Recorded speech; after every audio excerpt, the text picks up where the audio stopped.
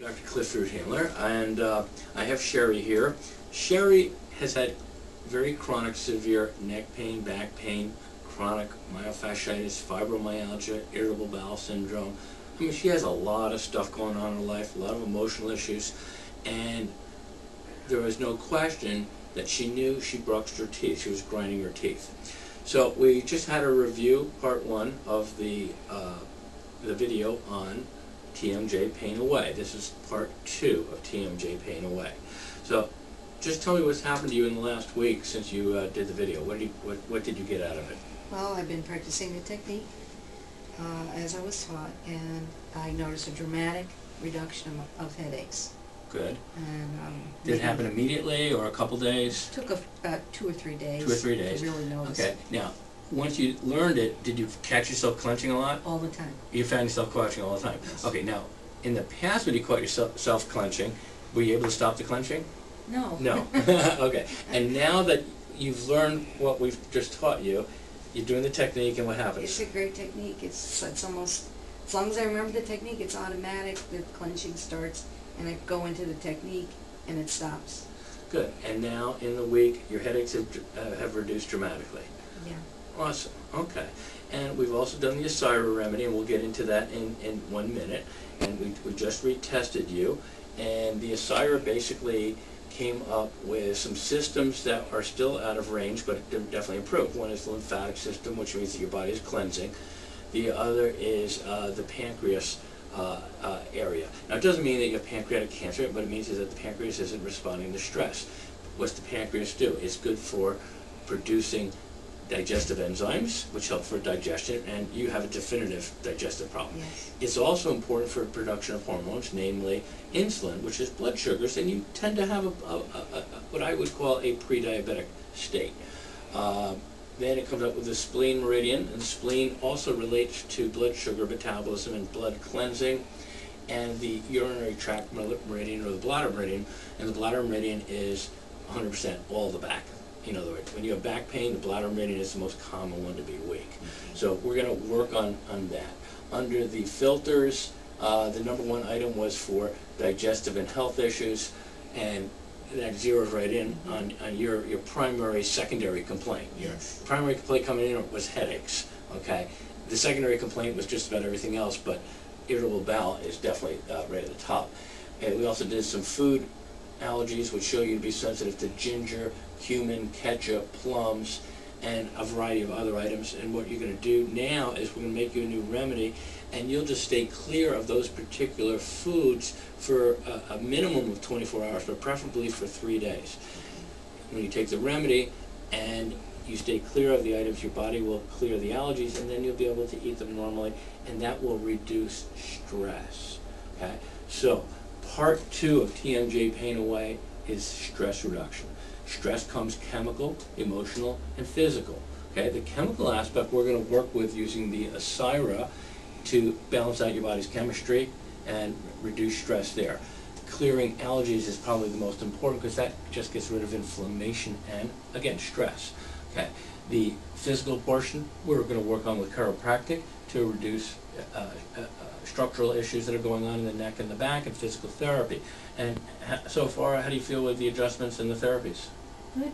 Good. Okay. Better. So we've gone a week now, and you've had a huge change already. I love it. Okay. And part 2 is stress reduction. Okay. Would you agree? Well, you've already agreed. You said that when you're under stress, you clench your teeth. Yes. Okay. Now you're doing the technique. Tap, tap. Relax the jaw, relax. No more clenching, no more pain. Relax the jaw, relax. No more clenching, no more pain. Relax the jaw, relax. No more clenching, no more pain. And you're saying that 10 times, along with a few other things that we showed you. And you are stopping your unconscious mind from bruxing or grinding the teeth. Okay? To help reduce stress further, I'm going to give you something that's very simple. We've all learned it in the past. Okay? If you go to the supermarket and you know that you got to pick up A, B, C, and D and milk, and you're in the supermarket and you can't remember what it was, you're walking around the supermarket and say, oh, there's milk that was on my list, oh, there's this, that's on my list, and you end up picking up 20 things that you don't need, and when you leave the supermarket, you say, oops, I forgot the beer, my husband's going to kill me, right? We've been there. Or, when you're home, you write a list, and it's your grocery list, and you put down the 10 items that you need. You go to the store, you're in and out of the store in 10 minutes, you have all 10 items, and maybe you pick up 1 or 2 other things that you thought of along the way, and you just didn't waste your time. Waste your time because you had a list. Okay? So, Dr. Cliff's Almost Instant Stress Reduction just puts together everything that we all know. Number 1 is use lists. Okay? Now, I am going to ask for you to get a notebook. I'm going to ask for you to open up the front cover of the notebook. And at the top of the page, you're going to write down long-term lifetime goals. Then you're going to write 1 to 20 on the page, go to the next page, 20 to 40. Okay? You're going to go in a few more pages, and you're going to write down short-term goals, 1 to 20. Okay? Now you start working on it. What are your lifetime goals? I want a house with a white picket fence, 2 children, and then they have grandchildren, and I travel the world, right? So you write down white house, picket fence, you know, you can even put the size, 3,000 square feet, 5 bedroom, 2 bath, okay? 2 healthy children, 2 children that go to college, okay? Great, wonderful, loving, caring children that give you grandchildren that you can take care of. It's whatever your dream is, you write it down. If it's you're going to start a business, you write down as clear as you can, 1 per line, right with the business. You know, I'm going to start a business in the internet, okay? And the next line is, you know, I earn $3,000 a month from my internet business. What are you doing? You're putting out to the universe what it is that you want, and you will create it, okay? So put down what you want, don't put down what you don't want, okay? Okay? So go in 5 more pages, and you write down on the short-term goal list. These are the things that you want to accomplish this year. The things you're going to accomplish right now that you're going to do correlate to your long-term goals, okay? Don't stress over these. These are your goals. You can cross them off, you can add to them, you can subtract. But by committing to a goal, you'll make it happen. So your short-term goals are to, you know, start this business and to earn, you know, $500 a month, and to have an employee, and to, you know, from a health perspective, you're gonna get in shape. You're gonna go to the gym twice a week. You're going to do your low back exercises that I taught you 3 times a day like clockwork. Okay, you're going to lose 30 pounds so you feel wonderful, and the list goes on. Okay, those are your short-term goals. That's what you're committing to do now, at the moment. You're not going to get the White House or the picket fence right now, but it will happen. Okay, okay. Here's the important one. You go in 5 more pages and you write down problem list. Okay, we all have them. Everybody has them. Problem list, 1 to 20. Next page, 21 to 40. Next page, 41 to 60. 1 problem per line. And you start out with whatever it is. Not enough money. You know, no job. Okay? You know, husband drives me crazy. You know, kids drive me crazy. Whatever your issue is, you write it down. Now, when you get to the 10 to 20 items, which is the normal, you just take a deep breath in. You can't think of any more problems. You put down all the stuff that keeps you up at night. You put down all the stuff that you can't get out of your mind because it's bothering you. It's now on a piece of paper. When those 20 items are in there, or 40 items are in there, just take a deep breath. Wow, does that feel good? You just got off your chest all these issues. You just saved $2,000. What do you think? Is that good?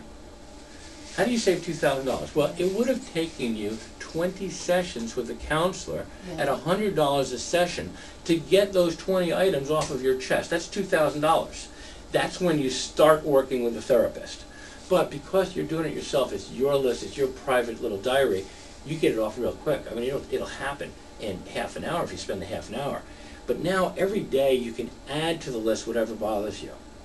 With me so far? Mm-hmm. So once you do the list, you feel good. The pressure's off. Half the stress is gone because it's now on paper. When it's all up here and you got 20 things doing this, you know, if I keep doing this, my eyes are going to start to bug out. And I will be under stress. By writing it down, that alone gets it out. So what do we have? We got our long-term goals. That's where we're going. We got our short-term goals. That's what we're going to do right now. Okay? And then we got our problem list. So what comes next? Go in 5 more pages and write down at the top of the page problem number 1. Next page, problem number 2. Next page, problem number 3. Got it? You got 20 problems, you have 20 pages. Go to the first one. Okay, let's use the typical American one. Not enough money. Right? That's what's causing stress. It's not enough money. If I had money, I wouldn't be stressed. Well, this is an issue. Maybe true, maybe not, but that's how most people think. So let's take not enough money. What are the possibilities? You need to come up with 10 possible answers. 10 possible answers. You already got 3 or 4, but by forcing yourself to come up with 10 possible answers, you may come up with something that's easier, quicker, and does it better. What's the cost?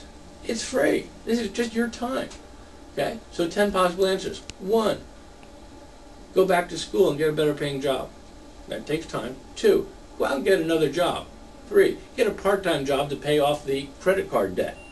4, take out more credit cards. Okay? 5, rob a bank. Wait, bank. Take a consolidation loan out from the bank at 3% so I can pay off the credit card debts at 25%. Brilliant. Okay? Take out a consolidation loan so that I get rid of all these debts. Okay? So robbing the bank is not the thing to do, but it may zero you in on something else that does. So right now we're up to 6 or 7. Okay? So let's just do 7. Have a garage sale, sell all of my crap. Not bad idea, right? You can make some quick money there. 8, take money out of my kids' UGMA accounts to pay for the new business. Not a good idea, but if it starts a new business, maybe that's the way to go. 9, borrow money from mom to pay off my credit card debts. No? Okay. 6, borrow money from my sister to pay off the credit card debts. No, but you know what? If the sister has it and they loan it to you, that will help you to reduce stress. Okay? 10, go out and make a budget. Whoa! Spend less money. Now just think if you had to go through all this to come up with spend less money, and that's the simple answer, because you know what? If you cut back 20%, you can pay off your credit card debts pretty good. Okay? So, 11, make a list of all the things I can do to create more money. Okay? But the point is, there's a lot of things that you can do. I just zeroed in on a pile of them. You pick what you want. Okay? Now, when you get stuck and you can't come up with 10 things the way I did, right? And you will, ask the bartender. You're supposed to say what? What? Oh, okay. Ask a stranger. Ask somebody, or ask your best friend. Ask someone besides yourself. Okay? I say the bartender because the bartender has heard everything. And if you go up to the bartender and says, you know, my friend has this problem, what would you do? And the bartender's going to say, do this, this, and this. Why? Because they're objective. They see right through it the same way you see the answers for all of your friends.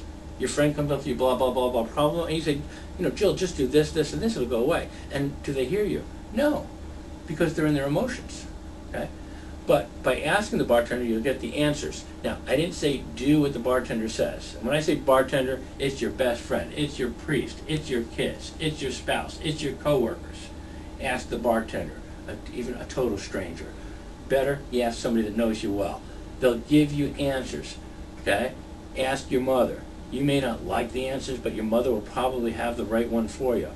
Write it down as one of your solutions. So if you only came up with 3 solutions to your specific problem, you write down those 3, and then you ask your mom, she gives you 4. You ask the bartender, she gives you 5, 6, 7. You ask your husband, he gives you 8, 9. Then you ask 2 friends, and all of a sudden you got 11 answers. Okay? Now, the beauty of having these answers written down is so that you can look at them at another time. you may not like anything they said, but the next day you wake up and you take a look at it, you say, you know, I like that answer, and you circle it. And now it's your answer, not the bartender's. Okay? So you circle the answers. You come up with 10 possibilities, and feel free to go to 20. As many as you can, whatever you come up with. Circle the answers that will resolve the problem. Turn the book over, and on the last page, you write down the following. Solution/to-do list. Solution/to-do list. 1 to 20. Next page, 21 to 40. Next page, 41. You get the idea? You write down the answer. So, for problem number 1, you circle 2 answers. Okay? You write it down. Go out and get a part-time job to pay off the credit card debt. Okay? Borrow money from mom to pay off this. Okay? Answer next problem. You circle it. You write it down. Okay? Work an extra 3 hours a week. Have a garage sale. Sell off the junk. 8. Sell the home and reduce my expenses. Whatever it is for you, but you're writing down the answer. You're writing it down. You're putting it onto your to-do list. This is your grocery list. You rewrite your grocery list and you go out and you do it, and you'll be shocked at how quickly you get everything done. Now, you've been thinking of these things forever, but it's just like going to the grocery store and not remembering what it was you wanted to get. You spend a couple hours where you can spend 10 minutes. If you have the list and you work the list, you get it done very quickly. And then when you have a problem working that list, what do? You write it down as a new problem. The end result is you get it done. Okay? So every problem has an answer. There's no question. Now, I'm going to give you 3 answers. 1 minute. Number 1, when you can't come up with an answer, here's a give me. And it's very powerful, but use it as a last resort. It's not in my control. Accept it.